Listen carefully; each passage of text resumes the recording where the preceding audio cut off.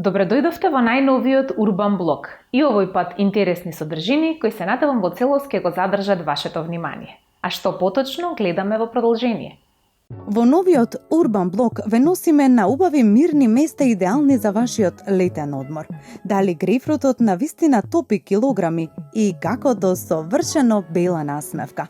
Останете тука. По рекламите почнува новиот Урбан блог.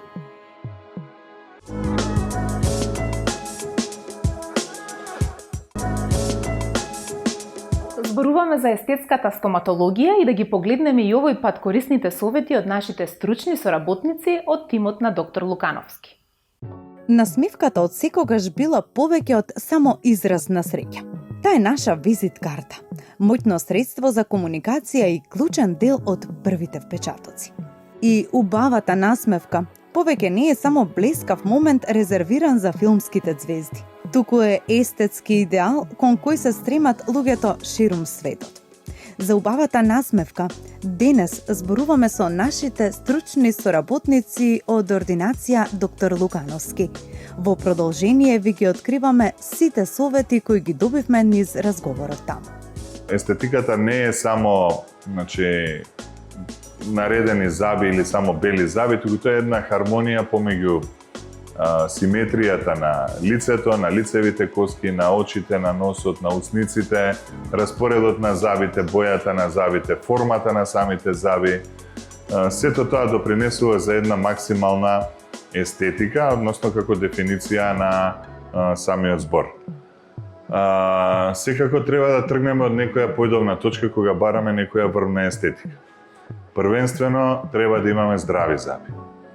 Пред било каква процедура да почнеме, за да добиеме некоја максимална лицева естетика, треба да ги поправиме сите расипани заби во устата на пациентот. Често пати пациентите знаат да дојдат и да кажат: "Еј, сакам Холивуд смайл." Холивуд смайлот ми е, да кажам, една измислена протетска дефиниција која што ја дефинира со бели порцелански циркониумски заби кои што се со еднаква големина и екстремна белина на самите заби. Меѓутоа, што се случува под самите заби? Кој што кажав, треба да направиме прво излекување на сите расипани заби во устата на пациентот, пломбирање на забите, лекување, односно релекување на веќе лекуваните заби, за да добиеме една стабилност на целата протетска конструкција во естетиката која што понатаму ќе ја бараме. Како што поменав пред малку, следен фактор би ни биле меките ткива. Една од големите улоги кои што играат во естетиката на самата лицева структура ја нарекуваме таа розева естетика, односно преодот каде што забот пременува во коренот, односно делот кој е покриен со непцето, односно со гингивата. Овдека постои голем број на процедури и постапки кои што можеме да ги постигнеме доколку пациентот е заинтересиран за некоја high demand естетик, на високо естетско ниво, од гингивопластика, обликување на непцата околу забите, до root planning, каде што веќе се опфаќа и дел од коската околу самиот заб, каде што се постигнува една максимална симетрија на нивото на висината на забите, односно гингивата, папилите кои што се измеѓу забите, оние црни точки, често пациентите знаат да ги препознаат, да кажат: "Е, имам црно меѓу забите." Тоа не е црно меѓу забите, него е дел кој што не е покриен со меко ткиво. Дури се оди на free gingival graft, односно пресадуваме и графтови од палатумот, од тврдото непце, во фронталната регија, за да го подобриме квалитетот на самата гингива, односно самата таа розева естетика. Сега, откако веќе ќе го завршиме како втора фаза и тој дел, треба малце да се позанимаваме и со самата положба на забите во вилиците, односно со ортодонтските аномалии. Често пати е дискусија дали треба прво да се решава ортодонцијата или периодонталниот проблем. Јас ќе го оставам тоа да биде индивидуално секој колега како ќе одреди и во која фаза ќе го направи. Меѓутоа, исто така ортодонските припреми за таа висока естетика ни се многу важни. Денеска користиме голем број на ортодонски помагала, кои што и во нашата ординација се доста застапени, дури користењето на лајнерите, тоа се оние прозирни пластични блокови кои што пациентите ги носат во текот на целиот ден, заменуваат фиксни протези, меѓутоа сепак се комотни да ги извадат доколку имаат некој состанок, сакаат да излезат во диско, да не бидат со протези пред друштво или така натаму. Многу побрзо, за разлика од класичните протези, го завршуваат своето дејство, односно периодот им е доста скратен. Пример, ако со една фиксна протеза треба да се носи година дена, со лајнерите 6 до 8 месеци се завршува целата постапка. Втората предност на овие лајнери е што во 90% од случаевите не се вадат заби кај пациентите, односно корекциите се прават на постоечката ситуација во устата кај пациентите. Ние лајнерите доста ги користиме и за предпротетска ортодонција, односно она што го напоменав пред малку, за да добиеме една висока естетика, може пациентот да поноси неколку месеци лајнери, да се подисправат забите, да ја направиме розевата естетика и веќе додиме на финалниот завршеток, дали со ламинати ќе биде, дали со циркониумски коронки, мостови, без разлика која протетска работа ќе ја работиме. Секако дека не се уште за избегнување и доста голем простор во нашата ординација завземаат и класичните ортодонски протези, кои што се така познати фиксни протези кај пациентите, кои што морам да кажем дека производителите на тие апарати веќе постигнуваат големи ефекти од моментот на порцелански брикети, прозирни елементи кои што не се познаваат толку кај пациентите кои што сакаат некоја поголема дискреција, односно да не им се забележува дека нешто имаат во устата. Да не ги заборавиме и класичните мобилни протези, како и најт гардовите кои што ги користат пациентите, односно деца на помала возраст. Сето тоа ни допринесува за еден убав распоред на забите кај пациентите. Пак да се надоврземе на темата, значи, после завршената припрема, ни останува да се одлучиме кој ќе биде финалниот резултат, дали пациентот сака целосна реконструкција, дали со исправањето на забите ќе биде задоволен само со избелување. Сме имале честопати и такви случаи, каде што со ортодонските апарати сме добили една прекрасен резултат. Пациентот бил задоволен и доаѓа моментот кога вика не, сега повеќе не сакам да правам ништо на забите, сакам само да ги избелам и да завршиме со тоа. Што тоа и нас не прави среќни, зашто сепак сме успеале да сочуваме здрави заби без да се стругаат, без да се оштетуваат. Сме им го продолжиле векот во една здрава состојба.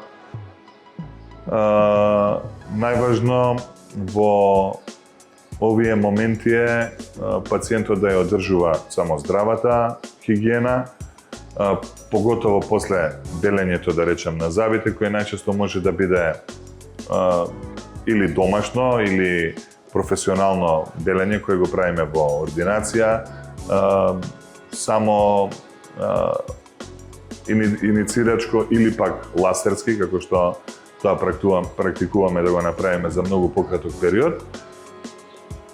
И со тоа сепак пациентот ќе биде задоволен и ќе добие една голема естетика.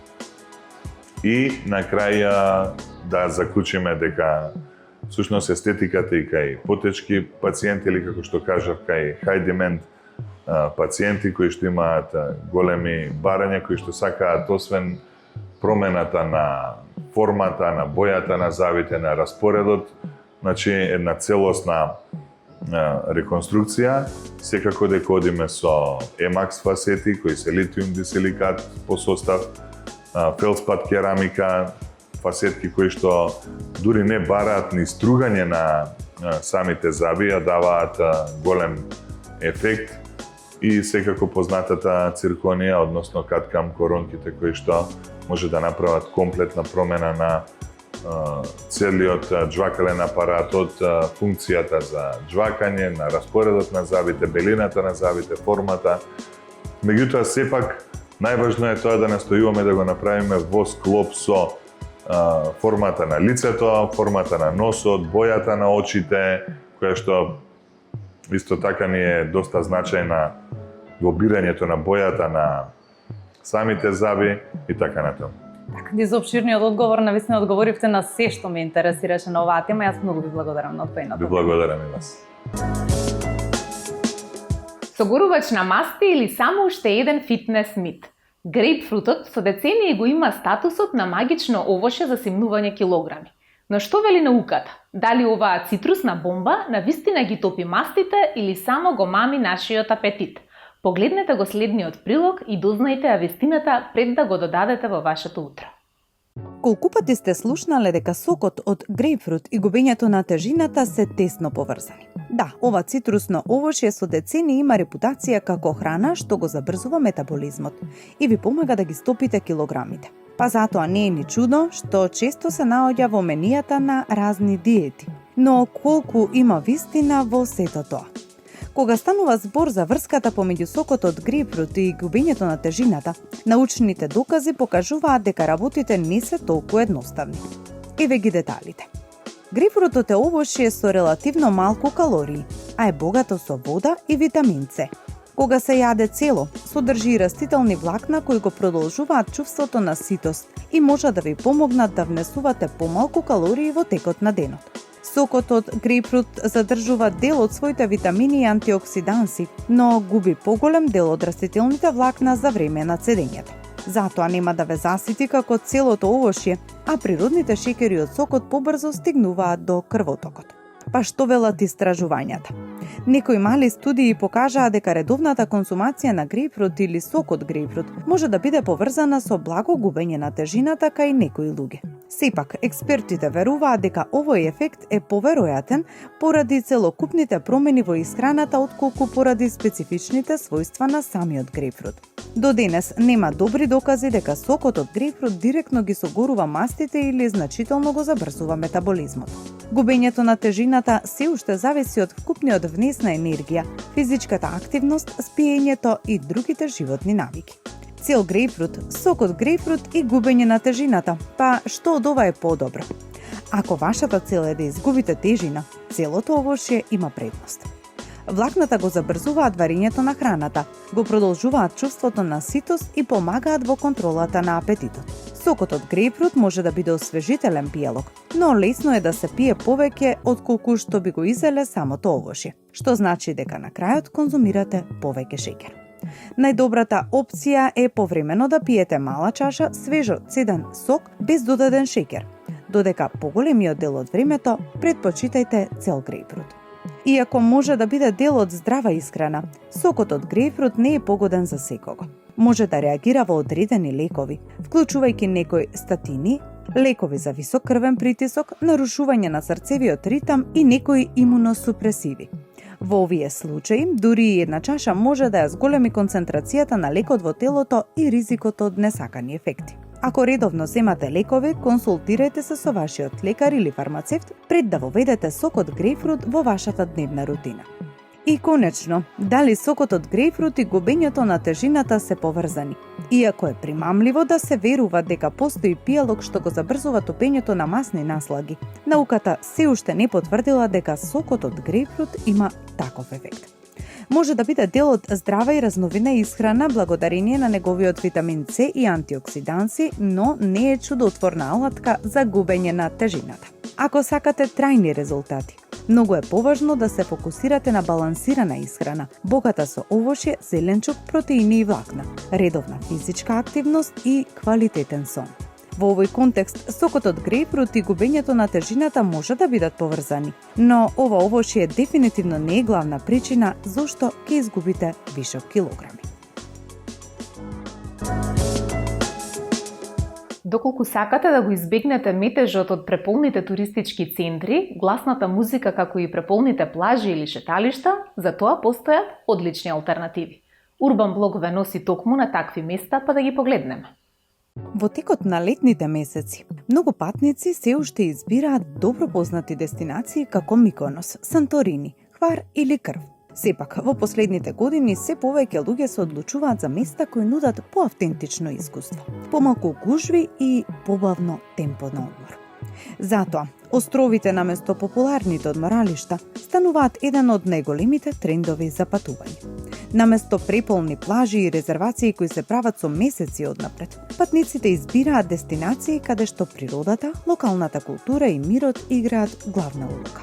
Еве каде да одите на одмор ако сакате мир и недопрена природа. Ластово, хрватски остров за целосен мир. Кога зборуваме за Балканот, Ластово е еден од најубавите острови кои се уште успева да го зачува својот автентичен изглед. Тој е дел од природниот парк и е познат по својата недопрена природа, чистото море и исклучително малку туристи. Тука нема големи хотелски комплекси или гласни барови на плажа.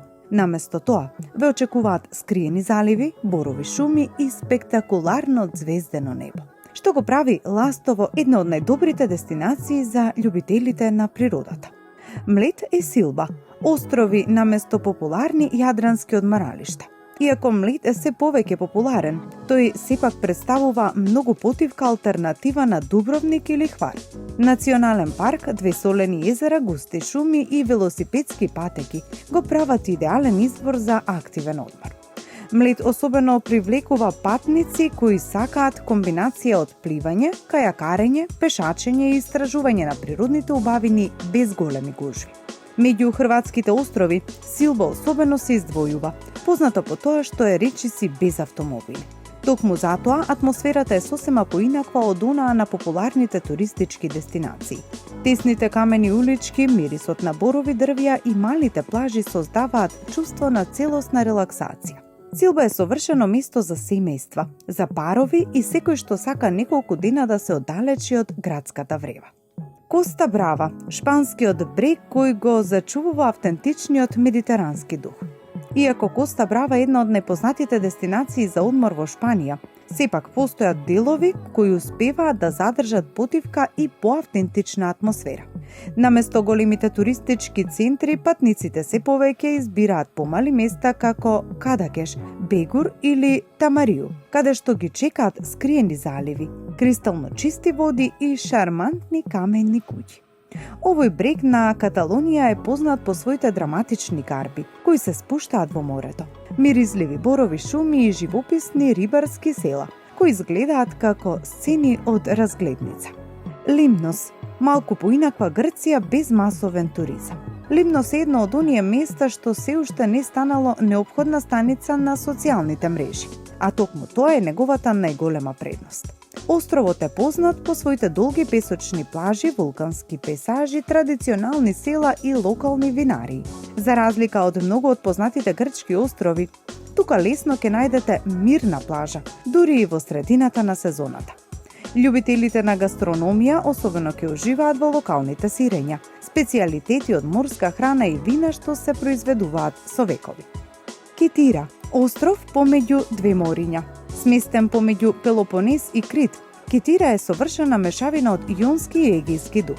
Овој остров се карактеризира со живописни села, водопади, скриени заливи и венецијанска архитектура. Китира не е дестинација за ноќен живот, туку за истражување на природата, прошетка по калдерманите улици и уживање во локалните кафулиња со поглед на море. Затоа е се повеќе на листите на патници кои сакаат да откријат помалку позната Грција. Зошто избираме острови наместо популарни одморалишта? Промината на патните навики доведе до тоа повеќе патници да бараат поквалитетно искуство отколку само добро позната дестинација. Помалку познатите острови се предпочитани од оние кои сакаат повеќе простор на плажа, автентични ресторани, контакт со локалното население и природа која не е под притисок на масовниот туризам. Во исто време, многу од овие острови нудат подостапен смештај, поедноставно темпо на живот и можност да се запознае поинаква страна од Медитеранот. Затоа не е изненадување што островите наместо популарните одморалишта станаа еден од најголемите трендови за патување во последните години. Без разлика дали ќе го изберете Лимнос во Грција, Ластово, Млет или Силба во Хрватска, секој од овие дестинации нуди она што можеби е највредно нешто денес. Чувство дека сте пронашле место што целата планета се уште не го открила.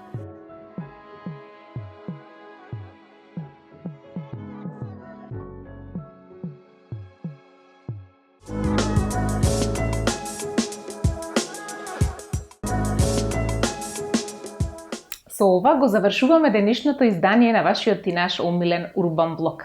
Ви закажуваме повторно средба за 7 дена во истото време и на истото место. А до тогаш, уживајте во сонцето и бидете урбани. Довидување.